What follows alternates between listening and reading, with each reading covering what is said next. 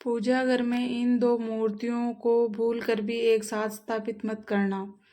पूजा घर में इन दो मूर्तियों को भूलकर भी एक साथ स्थापित करना होगा घोर अनर्थ। दोस्तों, घर के मंदिर में किसी को भी ये दो मूर्तियां भूलकर भी एक साथ नहीं रखनी चाहिए, वरना लगता है भयंकर वास्तु दोष। इससे भगवान भी आपसे नाराज हो जाते हैं, जिसकी वजह से आपको कंगाली का सामना करना पड़ सकता है।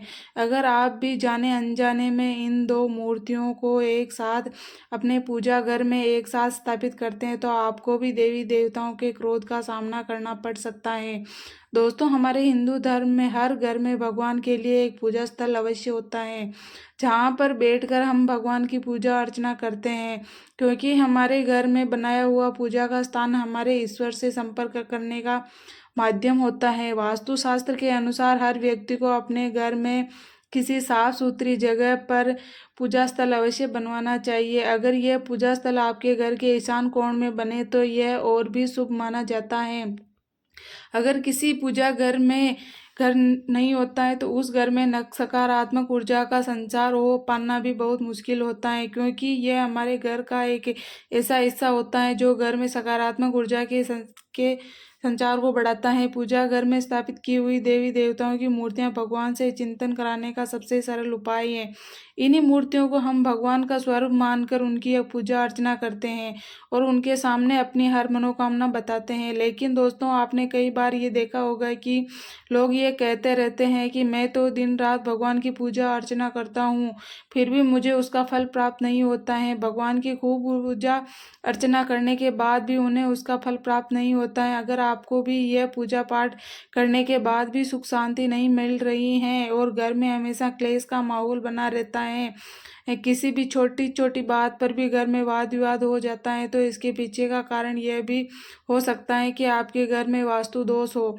दोस्तों, वास्तुशास्त्र के अनुसार यह कहा जाता है कि घर में उत्पन्न होने वाली सभी अशुभ संकेत और नकारात्मक वातावरण का कारण ये घर मंदिर में रखी मूर्तियां भी हो सकती हैं। दोस्तों, आजकल सभी लोग बाजार में बिकने वाली मूर्तियों को देखते हैं और जो मूर्ति उन्हें देखने में सुंदर लगती हैं वो उसी को लेकर अपने घर आ जाते हैं और उसे अपने पूजा घर में स्थापित कर देते हैं, जिससे कि कई बार हम ऐसी मूर्तियों को लाकर एक साथ अपने मंदिर में स्थापित कर देते हैं, जिनका एक साथ मंदिर में होना बिल्कुल भी शुभ नहीं होता है।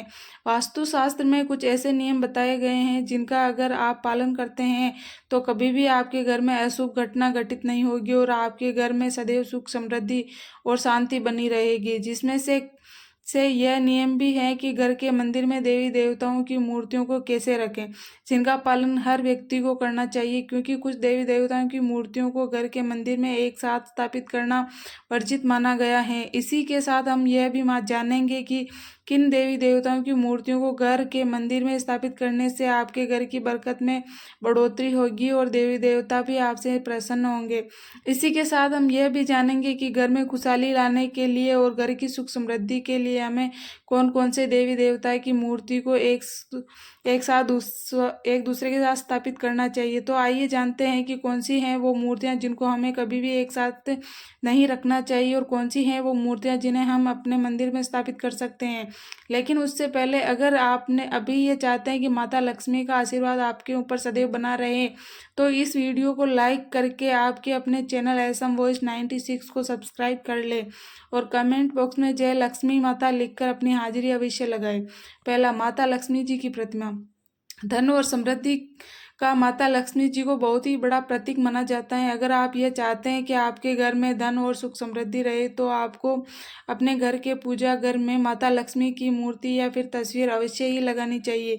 लेकिन ध्यान रहे यह तस्वीर अकेली न हो, इससे आपके घर में वास्तु दोष भी लग सकता है। इसलिए आपको इस बात का ध्यान रखना है कि जब भी आप अपने घर में माता लक्ष्मी की तस्वीर लें तो उसके साथ में भगवान नारायण की तस्वीर अवश्य ही लें, क्योंकि भगवान नारायण माता लक्ष्मी जी के पति हैं और माता लक्ष्मी भगवान नारायण के बिना किसी भी घर में वास नहीं करती है। इसलिए अगर आप यह चाहते हैं कि माता लक्ष्मी आपसे सदैव प्रसन्न रहे तो इसके लिए आपको सदैव माता लक्ष्मी से पहले भगवान नारायण की पूजा करनी होगी।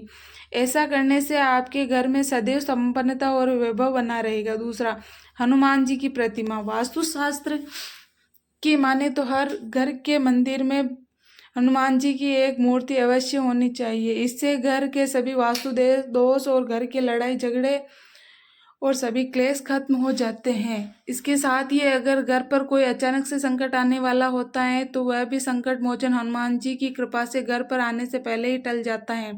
लेकिन दोस्तों, इस बात का अवश्य ध्यान रखें कि हनुमान जी कि आपको हमेशा बैठी हुई मूर्ति या तस्वीर पूजा स्थल पर लगानी है। इससे आपके घर में हमेशा सुख शांति और खुशहाली बनी रहेगी। इसके अलावा आपको एक बात का विशेष रूप से ध्यान रखना है कि आपको कभी भी आपके पूर्वजों की या फिर आपके मृत माता पिता की या फिर अपने गुरु जी की तस्वीर पूजा घर में नहीं लगानी है। ऐसा करने से हमें घोर पाप लगता है। आप अपने माता पिता या गुरुजी की प्रतिमा को अपने कमरे में या फिर घर के किसी और कोने में लगा सकते हैं, लेकिन घर के पूजा स्थल पर बिल्कुल भी ना लगाएं। तीसरा, भगवान कृष्ण सभी भक्तों को बता दे कि अगर वो भगवान श्री कृष्ण की मूर्ति अपने घर के मंदिर में रखते हैं तो इसके साथ ही उन्हें राधा रानी की मूर्ति भी रखनी चाहिए। अगर आप भगवान श्री कृष्ण के लड्डू गोपाल के रूप में पूजा करते हैं तो राधा रानी की मूर्ति रखो या ना रखो, आपकी मर्जी। लेकिन अगर आप भगवान श्री कृष्ण के बड़े रूप में पूजा करते हैं तो उनके साथ राधा रानी की तस्वीर या मूर्ति होना बहुत जरूरी है, क्योंकि ऐसा कहा जाता है जहाँ पे राधा रानी होती है वहाँ पर भगवान श्री कृष्ण खुद ही चले आते हैं। अगर हो सके तो आपको भगवान श्री कृष्ण और राधा रानी की जुड़ी हुई एक ही तस्वीर खरीद कर लानी है और उसे अपने पूजा घर में स्थापित करना है। राधा कृष्ण की मूर्ति घर के पूजा घर में लगाने से घर में सुख शांति और समृद्धि बनी रहती है। 4, अपने घर के पूजा घर में किसी को भी भूलकर भगवान शिव और भगवान विष्णु भगवान ब्रह्मा की तस्वीर एक साथ कभी भी नहीं लगानी चाहिए और ना ही कभी इन तीनों देवताओं की हमें एक साथ पूजा करनी चाहिए। दोस्तों, ऐसा बताया गया है कि इन तीनों देवताओं की पूजा पाठ एक दूसरे से अलग अलग होनी चाहिए, क्योंकि भगवान नारायण की पूजा तुलसी पत्र के बिना अधूरी मानी जाती है। इसलिए अगर आप पूजा कर रहे हैं और आपने पूजा की थाली में तुलसी का पत्ता नहीं रखा है तो यह पूजा पूरी नहीं होगी। और वहीं अगर इससे अलग देखा जाए तो भगवान शिव पर कभी भी तुलसी का पत्ता भूलकर भी नहीं चढ़ाया जाता है। शास्त्रों के अनुसार ऐसा बताया गया है कि भगवान ब्रह्मा जी की घर में पूजा करना वर्जित होता है। दोस्तों, आपने देखा होगा कि कभी भी किसी के घर में ब्रह्मा जी की पूजा नहीं होती है। इसलिए अगर आपके घर में भी इन तीनों देवी देवताओं की प्रतिमा एक साथ रखी है तो आप उन्हें तुरंत अलग कर दें। इसके एक साथ होने से आपके घर में भारी संकट आ सकता है। दोस्तों, यह तमाम जानकारी जन रुचि को ध्यान में रखकर दी जा रही है। इस वीडियो का उद्देश्य किसी की भी भावनाओं को ठेस पहुंचाना नहीं है। इस संदर्भ में हम किसी भी प्रकार का कोई भी दावा नहीं करते हैं। अगर आज की यह वीडियो अच्छी लगी हो तो लाइक करें और आपके अपने